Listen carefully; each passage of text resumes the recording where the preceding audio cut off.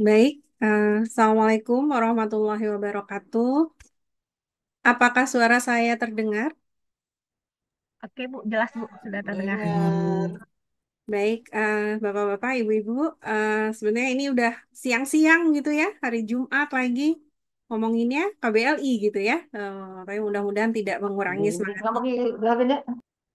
mengurangi semangat kita untuk senantiasa belajar KBLI ya. Ini adalah sesuatu hal yang tidak bisa kita lepas begitu saja karena ternyata masalah KBLI ini menjadi permasalahan yang senantiasa ada gitu ya di antara di apa survei-survei kita.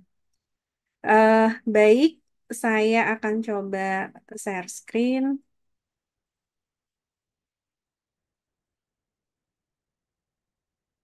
Apakah sudah terlihat?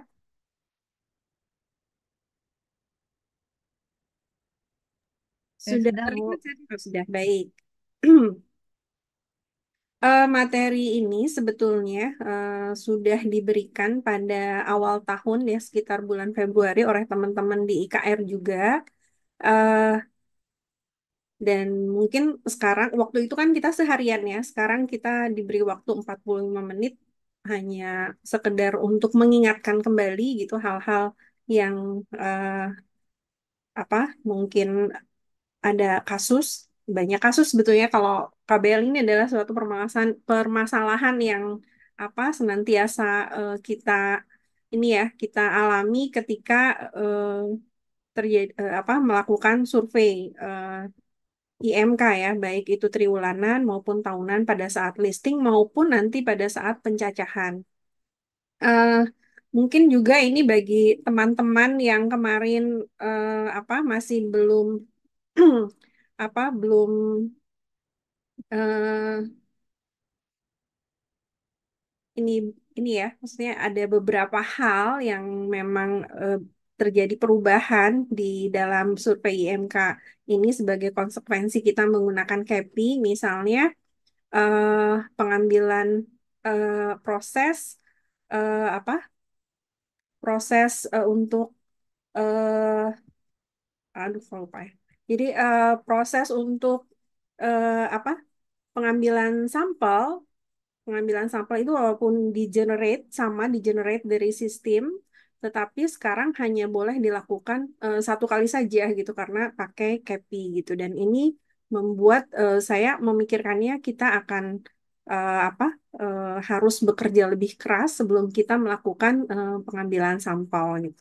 Terus kemudian pada proses ini juga pergantian sampel gitu ya terjadi perubahan juga gitu di mana pergantian sampel yang sekarang ini adalah hanya dilakukan pada blok sensus yang sama. Jadi tidak bisa dilakukan lintas blok sensus walaupun masih dalam satu kabupaten kota ya.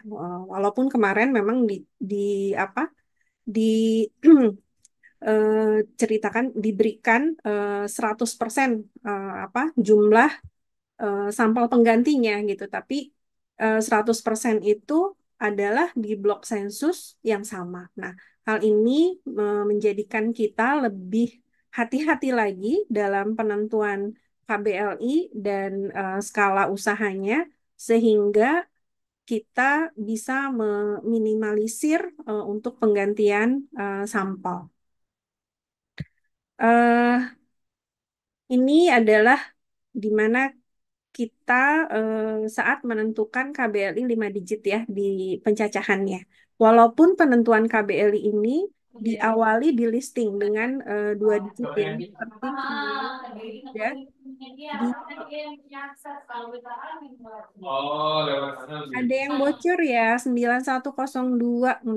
Silakan di mute. Novianti, mohon maaf. Ya, jadi diawali dengan kegiatan listing ya penentuan KBL itu walaupun itu 2 digit. Tapi listing KBLI 2 digit itu menentukan nanti proses pada saat pencacahan apakah sampel itu diganti atau tidak. kapan sampel itu harus diganti, itu keadaannya yang sudah kemarin juga dijelaskan ketika apa kita membahas tentang kuesioner di S2 gitu ya. Nah, eh, di sini kemarin juga sudah dijelaskan oleh Mbak Bonita kalau tidak salah tentang pentingnya kita menuliskan kegiatan utama ya, sehingga kami di sini concern untuk membuat segala sesuatunya bisa menjadi lebih jelas agar nanti saat penentuan eh, di kode KBLI 5 digitnya bisa dengan mudah ya, sehingga dibuatlah ini ada tiga yang harus diisi A, B, C gitu seperti itu ya. Kemudian juga di sini ada beberapa penulisan dari uraian kegiatan utama yang harus lengkap terisi gitu ya. Dan tadi juga dikatakan bahwa nanti ini bisa menentukan KBLI 5 digitnya.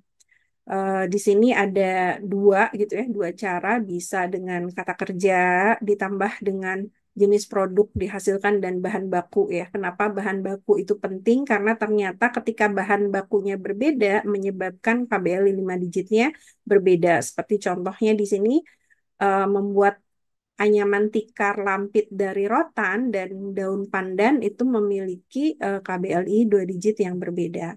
Kemudian juga ada untuk produk-produk tertentu bisa ditambahkan lokasi tempat usaha dan asal perolehan ya, karena itu bisa menentukan apakah dia industri atau tidak, atau dia KBLI-nya di 2 digit yang sama atau yang berbeda.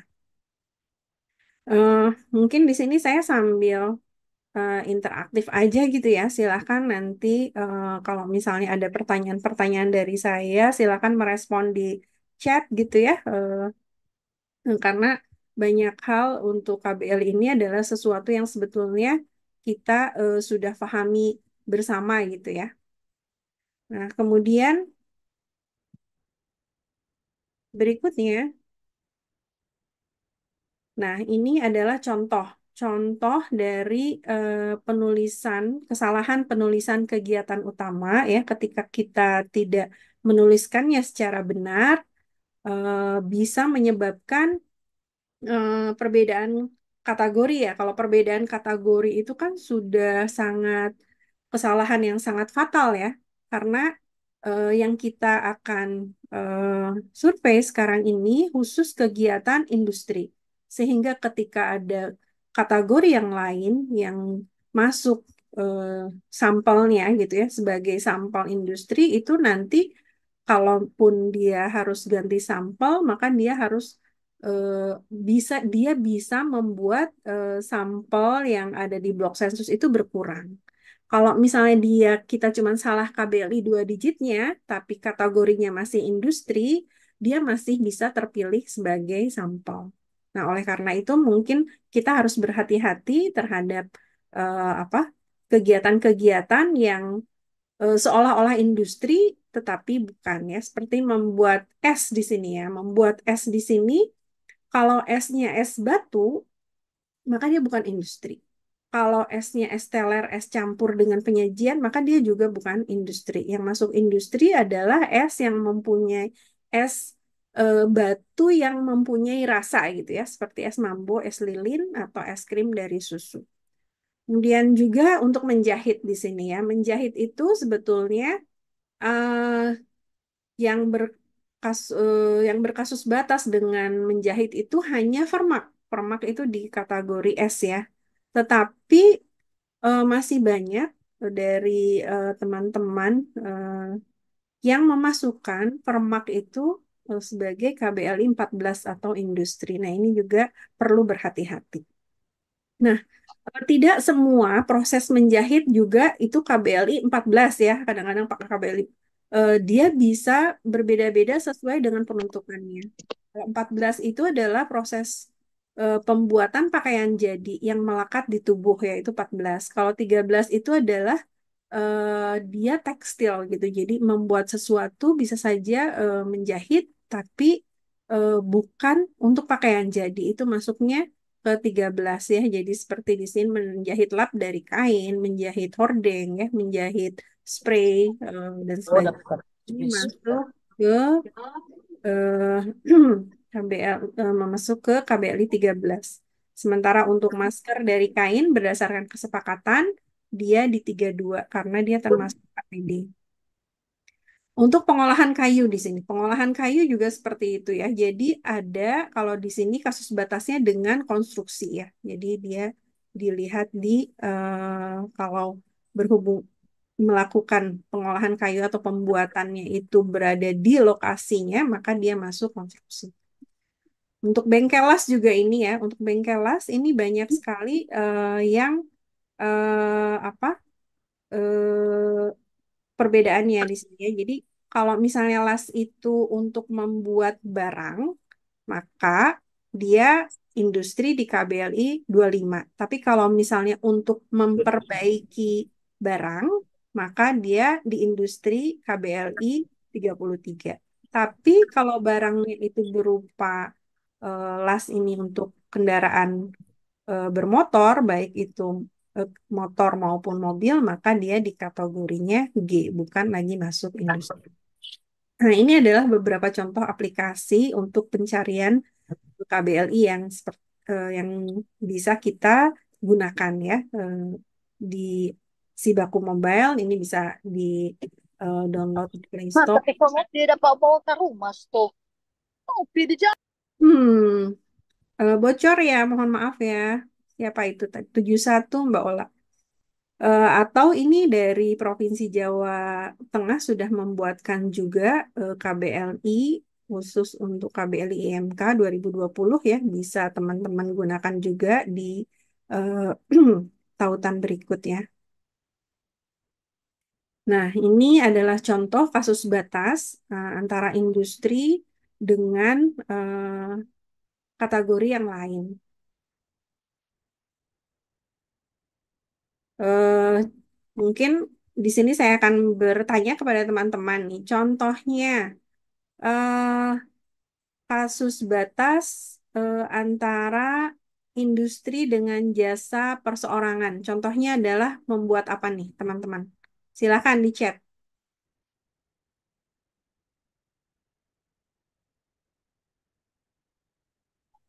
Ayo,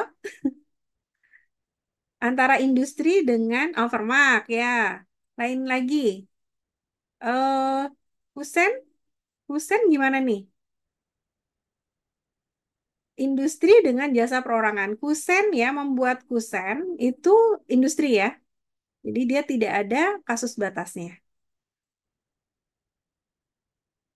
Oh, itu bukan di sini misalnya kusen dibuat di proyek rumahnya itu bukan dengan jasa perorangan ya. Itu dengan konstruksi. Duplikat kunci ya, betul. Penjahit pakaian maksudnya apa? Penjahit pakaian itu dia industri ya. Membuat lontong jasa perorangan. Penggilingan kopi. Ini kalau membuat lontong ini industri ya. Penggilingan kopi bubuk. Reparasi alat elektronik ya betul. Kalau penggilingan kopi bubuk atau beras, dia kalau menggiling itu industri ya. Tapi kalau misalnya menggilingnya di pasar, dia bisa menjadi perdagangan. Eh, Servis alat elektronik ya betul. Atau jok sepeda motor ya betul. Tukang teralis ini gimana maksudnya Pak Surya? Ya, tukang teralis itu kalau dia membuat teralis, maka dia di industri. Kalau misalnya dia teralisnya keliling juga dia di industri ya. Penggilingan padi industri ya, walaupun dia nanti kelilingnya. Las keliling itu industri ya. Penjahit pakaian tapi hanya permak. Oh, hanya permak ya betul. Reparasi kursi betul. Membuat lontong bukannya PM. Maksudnya saya baru menanyakan antara eh, kasus batas di industri dengan jasa perorangan gitu ya, bukan dengan yang lain. Las Kotok Magic ini dengan bukan dengan jasa perorangan ya. Las Kotok Magic itu adalah dengan kategori G ya. perbaikan mebel. Ya, betul. Catering. Catering ini bukan jasa perorangan ya, tapi PMM. Jadi, ini contohnya udah semua dengan teman-teman ini ya, Mbak. Ya, kalau lontong tanpa isi memang bukan industri, betul. Buat ketupat lontong, membuat ketupat lontong industri. Tidak ya, kalau tidak ada isinya, tapi kalau misalnya dia ada isinya, dia termasuk ke dalam kue basah. Perbaikan payung, ya betul. Wah, sudah banyak ya. Terima kasih teman-teman soal sepatu, ya betul. Ya, jadi banyak sekali ini yang harus kita perhatikan gitu ya, karena ternyata industri ini eh, mempunyai kasus batas dengan beberapa kategori yang lain ya.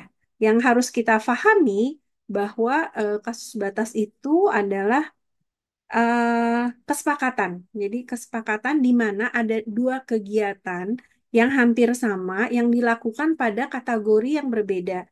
Sehingga harus dibuat kesepakatan eh, yang ini masuk kategori mana, yang mana masuk masuk kategori mana gitu ya. Sehingga di sini harus apa? Kita harus memahami kalau misalnya nanti terjadi kesepakatan yang berbeda, maka eh, itu harus kita tambahkan gitu ya di dalam pengetahuan kita.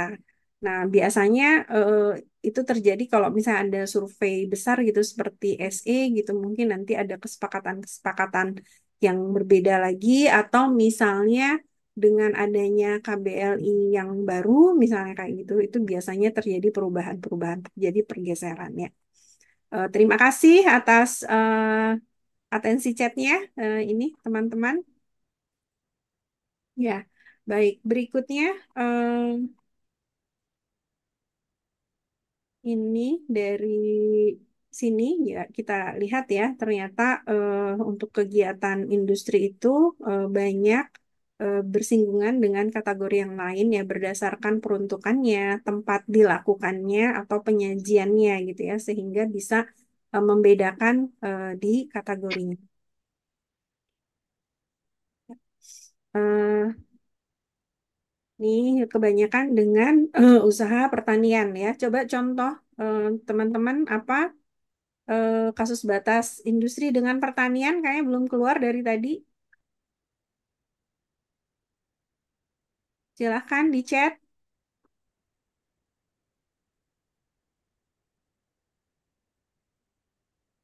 Penebangan kayu di hutan. Oke. Kalau rajangan tembakau itu industri ya. Tapi kalau untuk pengeringan yang baru dia mempunyai kasus batas. Penggilingan kopi ya. Dia oh penggilingan kopi dia tidak berkasus batas dengan eh, pertanian ya, tapi dia berkasus batas dengan perdagangan. Pemotongan hewan, oke, betul. Penebangan kayu, betul. Kalau mobil pemotong padi itu industri ya. Pembuatan kopra itu industri. Penggilingan jagung itu industri. Nah, pemipilan jagung nih. Jadi masalah jagung ini bisa masuk industri kalau di penggilingannya, tapi kalau pemipilannya masuk pertanian ya. Pengeringan tembakau, betul. Pengeringan biji pala, arang di hutan ya. Pembuatan gula merah. Pembuatan gula merah itu di mana maksudnya ya? Pembuatan gula merah itu sebetulnya masuk industri ya. Pemanggangan kopi, roasting ya. Kopi itu dia mulai masuk industrinya itu di pemanggangannya, di roastingnya ya. Jadi kalau misalnya dia baru sortasi biji atau misalnya dia pengeringannya itu masih pertanian. Ya betul. Pembuatan tempe industri ya, pupuk kompos dia bukan dengan pertanian ya. Kalau pupuk kompos dia dengan KBLI yang lain ya. Pengeringan ikan industri ya, gula aren industri, pengolahan daging industri, tauge ya betul ya. Tauge ini adalah pertanian, bukan industri. Ya, pengeringan rumput laut betul. Apa dia di pertanian. Pengemasan beras di lokasi maksudnya apa ya? Jadi udah digiling kemudian dikemas gitu ya. Nah, yang masuk industrinya adalah penggilingannya. Kupas. kacip, jambu mete ya, masih pertanian ya. Pemotongan ternak ya, itu juga bisa masuk industri atau bisa masuk eh, pertanian. Gaplek dari singkong ini industri ya, tepung sagu industri. Bonsai ini pertanian ya, nggak ada industri, nggak ada bau-bau industrinya. Sarang walet ini juga pertanian ya. Pembekuan ikan, nah ini kalau pembekuan ikan digunakan dengan mesin dengan kapal besar gitu itu dan hasilnya ikan beku itu memang mas industri. Pengeringan jagung pipilan itu bukan industri ya. Ya, terima kasih nih teman-teman atas atensinya di kolom chat. Ya, baik, kita teruskan. Selain dengan pertanian juga ada dengan perdagangan ya. Tadi sudah disebutkan perdagangan itu misalnya contohnya bengkel gitu ya. Atau las ya, las tapi khusus untuk kelas motor atau mobil. Nah, ini dengan PMM nih. Dengan PMM itu biasanya KBLI berapa aja nih, teman-teman? 10 ya, betul. Berapa lagi? 11 ya, betul. 11 ya, satu lagi. 10, 11, satu lagi. Ada yang tahu? Bisa tebak? 21 ya. 21 itu di obat tradisional biasanya jamu. Itu juga ada PMM-nya. Ya, betul jamu. Baik, terima kasih teman-teman. Ini Mbak Paramita nih dari 3507. Terima kasih ya. Teman-teman yang lain juga terima kasih ya. Ya, nah apa yang membedakan sebetulnya di penyedia makan minum, kalau misalnya kita lihat ada proses yang sama juga yang dilakukan di industri. Jadi misalnya seperti membuat bakso gitu ya, membuat pentol bakso itu adalah industri. Tetapi ketika misalnya yang membuat pentol bakso adalah abang yang jualan bakso, yang jualannya itu dia ada penyajiannya dan peracikannya, maka pembuatan bakso ini tidak termasuk industri, ya. Ini pembuatan asinan juga ketika ada buah atau sayur yang kemudian diiris, dikupas, diiris itu masuk industri. Tetapi ketika dia menyajikan ada penyajiannya, maka dia sudah masuk PME. Dan semua yang ada di restoran, pembuatan makanan gitu ya, yang ada di restoran, kafe, bar, kedai makan minum, warung makan minum, itu semuanya masuk PMM. Semua penyedia makanan minum yang keliling. Ya, jadi kalau misalnya ada tukang gorengan yang dia di apa namanya di panggul gitu ya, itu juga sudah pasti bukan industri. Ya.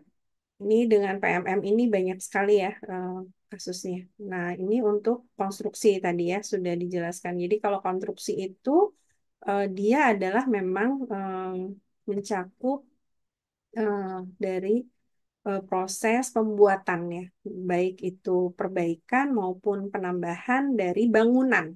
Dan apa-apa yang dilakukan di lokasi pembuatan bangunan itu, walaupun itu ada juga di dalam industri, tapi kalau di lokasi konstruksi, maka dia bukan menjadi kategori industri. Contohnya, membuat kusen gitu di lokasi konstruksi langsung dipasang itu eh, bukan termasuk industri. Nah, ini untuk yang berbatasan dengan industri ya di kategori D ini adalah pembuatan es ya. Jadi kalau esnya es balok atau es tanpa rasa, es batu ini masuk ke dalam kategori D.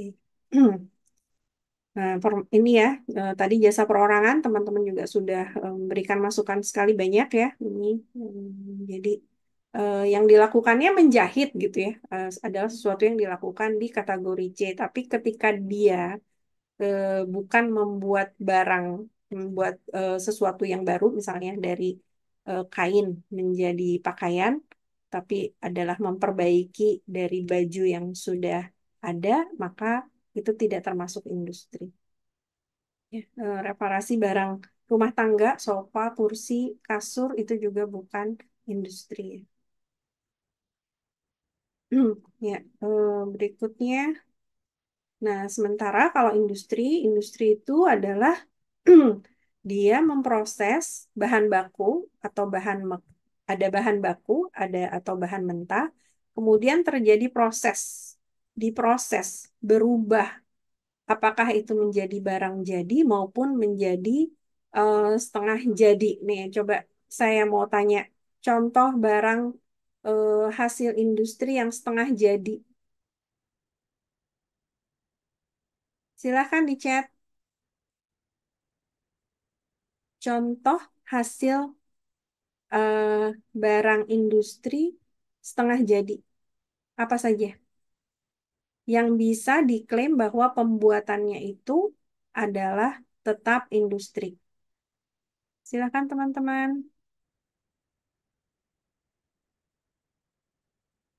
Nggak ada nih. Oh, lemari ya, betul betul betul nih. Tempe setengah jadi. Setengah jadi. Kain kain setengah jadi itu gimana ya? Kalau lemari iya ya. Jadi lemari yang memang misalnya membuat lemari tapi belum sampai di selesai di finishing gitu ya. Itu lemari setengah jadi. Ya, batu bata yang belum dibakar, benang, kursi belum dipelitur. Kayu papan itu udah jadi nggak ya? Tekstil kain ya bisa kali ya. Membuat tepung itu bukannya udah jadi ya? Kursi yang belum dipelitur. Oke, terima kasih ya teman-teman. Benang, bata merah mentah ya. Kain sulam, santan kelapa. Santan kelapa itu oh, maksudnya belum jadi makanan gitu kali ya. Ya, terima kasih Kopra. Tahu setengah jadi kayak gimana ya? Oh, belum dimasak gitu ya maksudnya ya? Ya, ya, ya. Genteng mentah ya, balok kayu, kopra, kerupuk kulit, furnitur ya.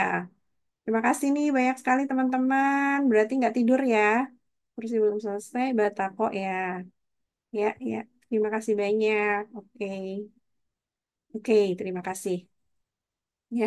Jadi bisa jadi memang kalau gelondongan kayu bukan ini ya, dia bukan industri ya. Jadi kalau misalnya baru melakukan penggergajian kayu sampai menjadi gelondongan itu bukan termasuk industri. Ya, terima kasih teman-teman. Batik sebelum diwarnai ya. Oke, roti setengah jadinya apa maksudnya belum ada isinya gitu? Apa gimana? Oke, teman-teman. Ya, baik, terima kasih. Saya lanjutkan kembali. Nah, ini sekarang kita mulai ke tahapan penentuan lapangan usaha ya. Eh, jadi di sini mulai dari kegiatannya. Kegiatannya itu adalah pemotongan hewan gitu ya. Nah, eh, produknya adalah daging potong gitu ya. Apakah itu nanti ayam maupun misalnya hewan besar gitu ya. Nah, ini pemotongan hewan itu tergantung siapa yang memotong, kemudian kategorinya bisa berubah. Kalau hewan tersebut dipotong di RPH, maka dia termasuk kategori C. Kalau dia dipotong oleh pedagang, contohnya, misalnya di pasar ada yang menjual ayam hidup gitu ya, penjual ayam hidup. Nah, kemudian ketika ada pembeli, kemudian minta tolong dipotongkan, maka pemotongan ayam tersebut masuk kategori perdagangan. Demikian juga dengan peternakan gitu ya. Jadi ada satu lokasi peternakan ya di mana dia di situ membesarkan dari ayam kecil sampai dengan ayam besar gitu ya. Sampai besar. Nah, kemudian ketika akan dijual oleh si peternak tersebut diminta untuk dipotongkan gitu ya. Jadi ini juga bukan termasuk industri ya, tapi pertanian. Ya, berikutnya ini masalah gorengan. Ini adalah sesuatu yang selalu ditanyakan ya. Ini teman-teman, ini kan slide-nya banyak sekali ya, tapi waktunya kan memang hanya sampai jam 2.15 ya. Jadi ini hanya saya terangkan yang sebagian saja, nanti silahkan dibaca. Kalau misalnya waktunya tidak cukup, nanti silahkan dipelajari. Kalau misalnya memang nanti masih ada pertanyaan, silahkan tulis di Q&A ya. Nanti insya Allah akan dijawab oleh tim IKR. Nih, gorengan. Gorengan ini banyak nih ya, karena Indonesia kan suka gorengan gitu ya.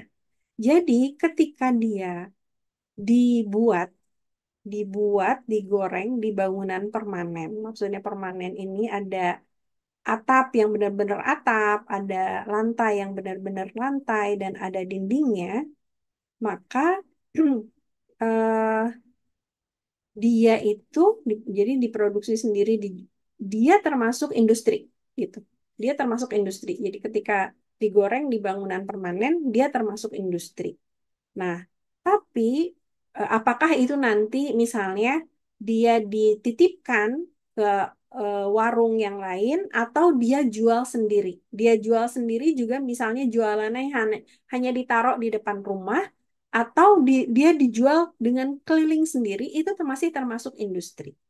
Nah, kapan gorengan ini tidak termasuk industri ya? Kalau misalnya dia memang digorengnya di bangunan permanen, ketika dia itu dijual sendiri tapi bercampur dengan kegiatan yang lain gitu ya. Jadi dengan kegiatan PMM yang lain, misalnya dia bikin gorengan di rumahnya, tapi dia juga bikin nasi uduk gitu ya, yang nasi uduk itu dibungkus-bungkus gitu ya.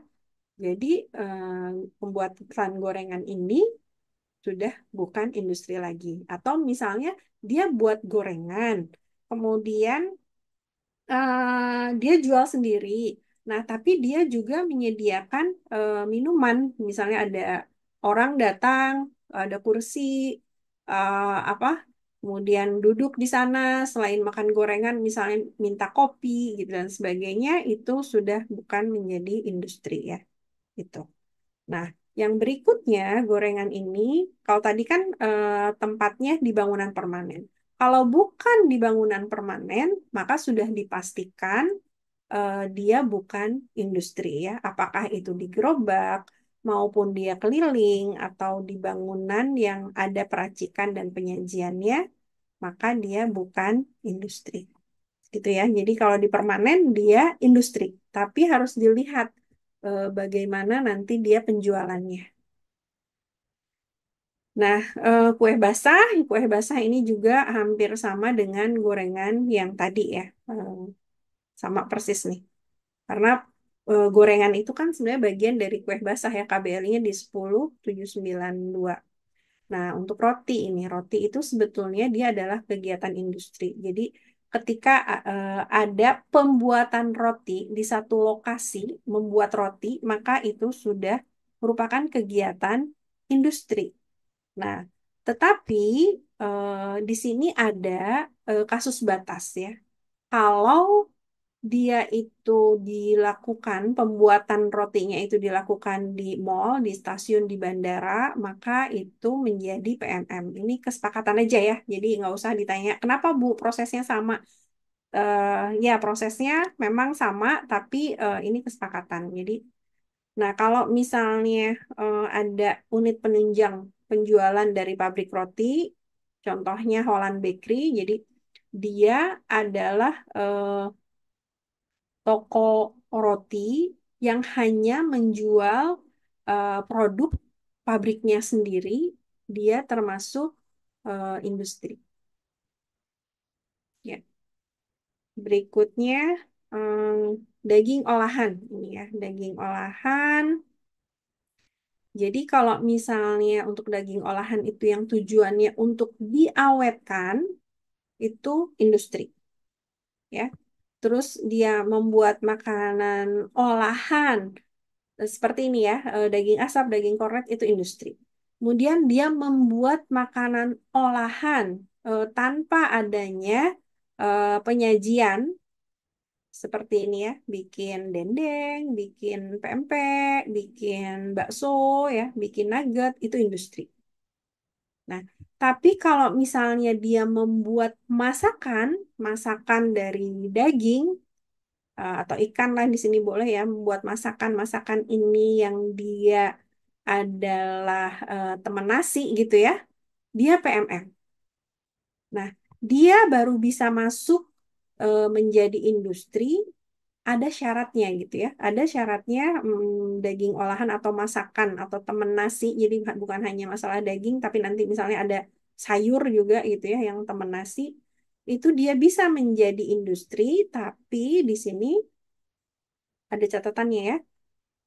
Memang dibuat itu untuk diawetkan gitu ya. Apakah itu nanti dikalengkan, divakum atau dibekukan. Jadi kalau misalnya ini beku ya, sekarang banyak kan frozen food ya. Apakah makanan yang udah jadi gitu ya, atau makanan yang tadi masih olahan gitu, itu sudah pasti industri. Divakum juga itu sudah pasti industri. Dikalengkan itu sudah pasti industri gitu ya.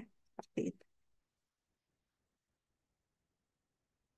Ikan juga sama ya, seperti tadi ya. Jadi ikan ini dia kalau misalnya mengolah ikan untuk diawetkan gitu ya, itu industri. Pembekuan ikan itu dengan quick freezing itu industri. Tetapi kalau misalnya hanya menjaga kesegaran ikan ya, jadi misalnya nelayan pergi mencari ikan, kemudian supaya ikannya nanti tetap segar, dia berikan es, itu bukan industri ya, itu perikanan. Ini masih makanan olahan ya. Makanan olahan itu kalau misalnya tanpa penyajian, apalagi divakum, dibekukan, itu sudah pasti industri. Tapi kalau dengan penyajian, ini contohnya membuat bakso gitu ya. Bakso, tapi kalau misalnya nanti masih ditambah mie, ditambah topping-topping yang lain, itu industri. Empek-empek juga begitu. Membuat empek-empek aja, kemudian divakum atau tidak divakum, sebetulnya dia industri ya. Tapi kalau misalnya sudah empe-empe, kemudian nanti dia goreng, kemudian nanti disajikan pakai cukanya, cuko ya, nanti ini bukan industri. Ini untuk sayur matang ya. Jadi ini sama tadi seperti apa daging olahan ya. Jadi kalau dia tetap PMM, tapi kalau misalnya pembuatannya itu diawetkan, dikalengkan, divakum, dan dibekukan, maka dia masuk industri. Ini untuk asinan. Asinan kalau memang sudah dibuat dan dikemas, itu industri. Tapi kalau masih seperti ini ya, masih harus dipotong lagi gitu ya, tergantung pelanggannya. Kemudian masih dikasih topping-topping gitu, itu PMM. Ini untuk makanan lainnya seperti bubur kacang, biji salak, kalau sudah dikemas ini industri. Tapi kalau misalnya masih di ada proses penyajian peracikan itu PMM. Ya, berikutnya ini sama ya, rujak potong, cendol cincau, ini sama ya dengan barusan. Nah, kopi, kopi itu kalau penggilingan, jadi sebetulnya menggiling kopi itu adalah industri. Tetapi menggiling kopi, jadi langsung menggiling kopi dari biji kopi menjadi bubuk kopi dan dikemas itu industri. Nah, tapi sekarang ini ada pedagang, pedagang biji kopi, dia biji kopi, dia jual biji kopi gitu ya. Kemudian nanti ketika ada orang beli, Pak, saya beli biji kopi yang ini gitu ya, tapi tolong digiling. Nah, maka penggilingan yang dilakukan oleh pedagang tersebut bukan termasuk industri tapi perdagangan. Nah, penggilingan juga sekarang ada di kafe-kafe ya. Di kafe-kafe itu membuat apa air kopinya itu dimulai dari menggiling biji kopi. Maka penggilingan ini juga tidak termasuk industri. Nah, untuk minuman kopi ini ketika dia apa memang sudah dikemas, baik itu di dalam botol atau kaleng, maka dia industri. Tapi kalau misalnya eh, pembuatan kopi ini di restoran, di kafe, atau di warung, atau pembuatannya sesuai dengan pemesanan, maka dia termasuk PMM.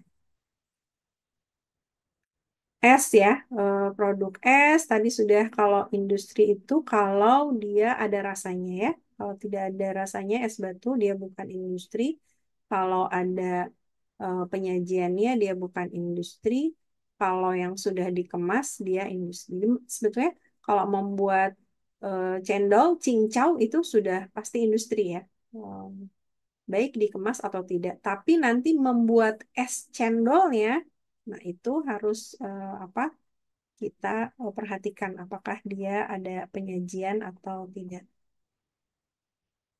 Kelapa nih ya, kelapa parut ini biasanya adalah yang dilakukan di pasar gitu ya. Dia sebetulnya jual kelapa, tapi kemudian ada apa servis di parut, maka itu bukan industri.